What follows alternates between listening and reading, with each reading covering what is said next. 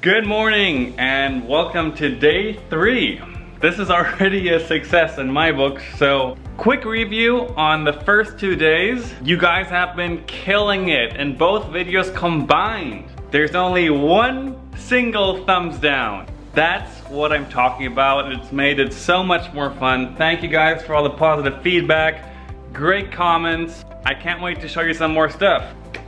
So today, a highly requested video was me giving tips, doing form critiques, doing kind of like an online clinic. So here's my first attempt at this. By any means, I am not a teacher, I am not a professional coach. All I'm basically doing is applying logic, applying physics, applying physics. So I hope this is helpful, and if this just helps one of you, then I consider it a success. Alright, before we get into this, I have to give a huge shout out to Michael, who volunteered to be our test person, to be our form we critique today. So give him some love in the comments for doing this. It's absolutely awesome, hopefully helpful to many of you guys, and trust me when I say this, I've seen a lot worse. So let's check out the forms. We have 3 angles, back, side, front. Let's see them in normal speed and in slow motion, then we'll get into it.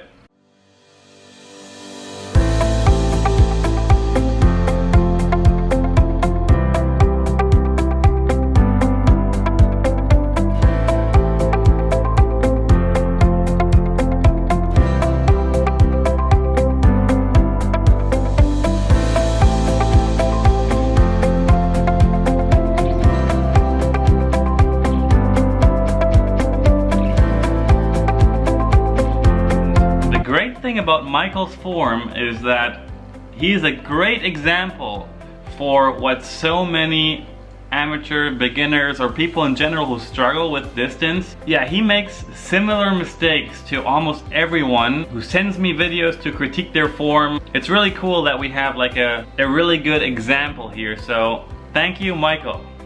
Alright guys, so let's get into this. We're starting from the ground up. This is where you generate about 50% of your potential power. Footwork is so overlooked, but so key. And see what can go wrong, what we can improve, and how to do it the right way. We take a nice step forward with our right foot, and then step backward. You can see Michael takes a slight hop here. I don't really recommend hopping. It's not really that bad, but especially when you're working on form, you want to keep it slow, you want to keep it level to the ground, probably avoid the hop. The real key with footwork is all in the last step. So let's see the build up right here, cross step, and then front foot plant right here. This is where everything goes right or everything goes wrong. Just compare these two. Look to the right on Michael's form. He plants extremely straightforward, which basically takes your entire lower body out of the equation. This would be so easy to fix for him to throw. So much further is fixing the footwork, and this is a mistake I see in probably more than 50% of all videos that I've ever watched of people throwing, is that the footwork is not quite correct. If you look at my form right here, look how far in front or out to the left I plant. Almost half the T-pad, I'm out in front with my plant foot. It's really crazy how much of a difference this makes. This way, you lock your legs, you lock your hips, you can rotate way better backwards. If you're looking to improve distance, look at your footwork. Compare these two. These are two extremes. I've seen people who plant even more to the right than Michael does. But all in all, you really want to make sure you at least plant a bit out to your left if you're looking for more power, more distance out of your feet.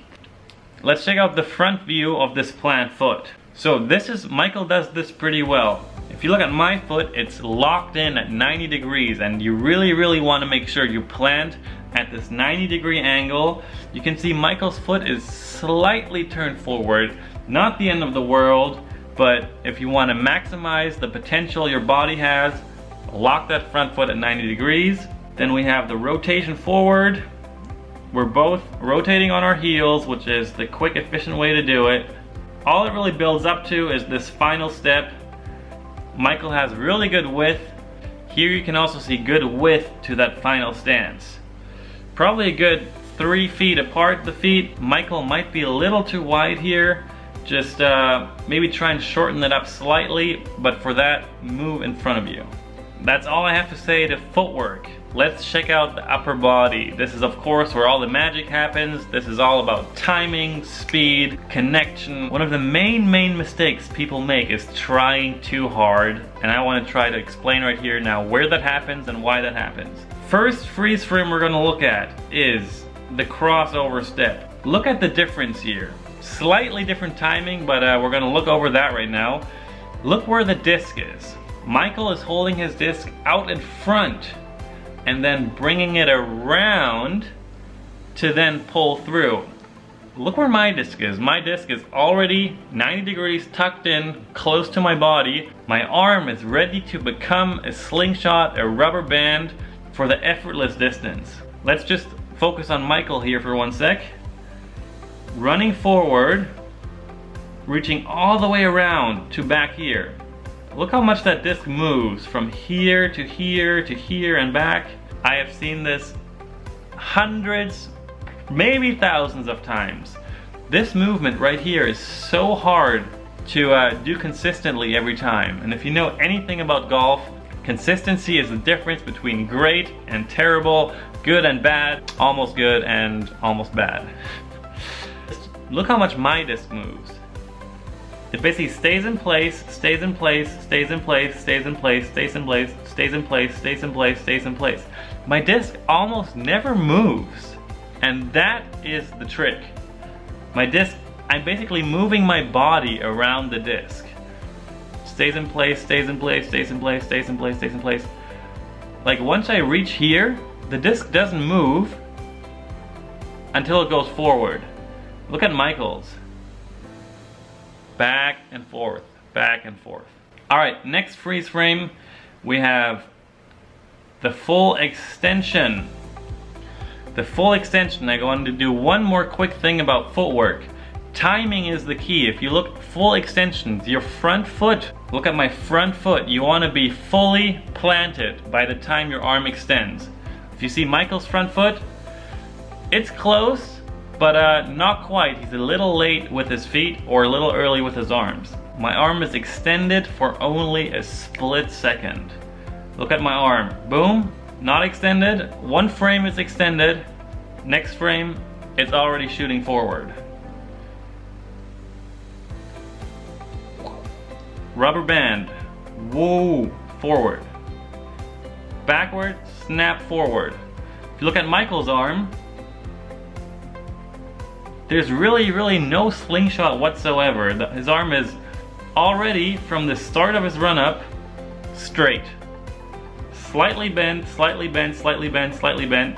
Never really fully extends. Slightly bend. So again, very simple. Keep the disc close to your body when running up. The disc doesn't really move from its spot. Move around your disc, extend that arm straight. Make sure you don't over-rotate your arm. You want to stay all in one line. Okay, that was freeze frame number 2, the full extension. Freeze frame number 3, the power pocket, the pull through.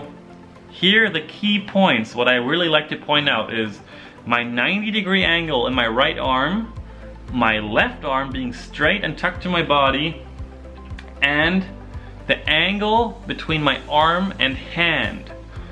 Look what a straight line horizontally my elbow and hand make. This creates a flat release. Nose is not nose up, it's nice and straight. Drive the disc forward. If you compare this to Michael's elbow, look right there. His elbow is far below his hand, which creates kind of this off angle, and when you pull through, he brings it back up, which creates this slight wave, and that results in nose up throws, hyzer releases, and basically just putting on the brakes on your disc right at the release. You can see Michael's left arm is pretty good. It's not quite as close and tucked to his body. As long as your left arm is not dragging and being all wide out here, it won't slow you down. This is physics, guys. The more compact you are, the more explosive, the faster you can rotate and throw that disc. Another key point is the shoulders. All the arm should be is put in the right position to become a slingshot, to become a rubber band. Look at my shoulders, all the way turned. Michael's shoulders could go a couple inches more over there to create a better reach back, to create more power from the strong muscles. Shoulder muscles, chest muscles, core muscles, hip muscles, that is where you create the power. Put your body in the right position. One last time, all the key points. Build momentum.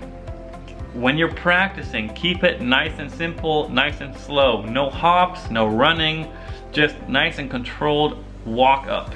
When you're reaching back, keep that disc locked close to your body.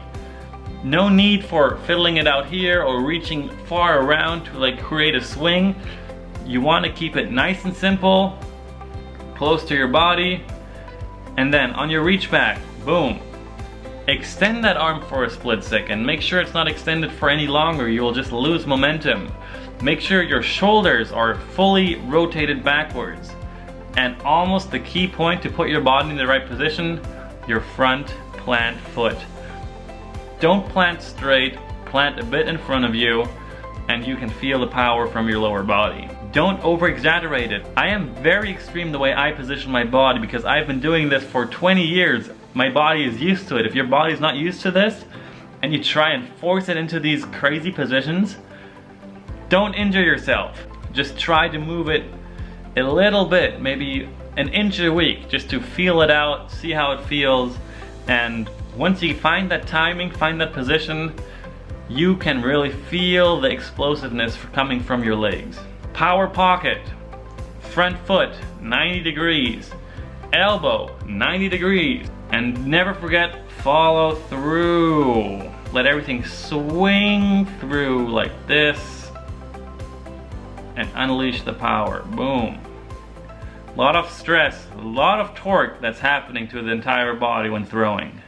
Alright guys, that's all I got on backhand distance driving. I hope you learned something new. I really hope this is helpful to anyone out there. It's not always easy to generalize all these little mistakes here and there because everyone's body is different. Everyone does it slightly in a different way. Hopefully I gave you an idea on what to work on. All I can really recommend is videotape yourself, look for those key points I gave you, and with work and dedication, it's never easy, but you should improve and everything should feel better and feel easier. This video turned out again so much longer than I wanted it to, but I didn't know how to shorten it.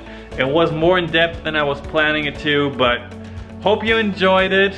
I'm gonna start doing giveaways soon, I promise. I just don't want to make this video any longer. Thanks for watching. Like and subscribe. You guys are killing it. And I'll be back tomorrow. Peace.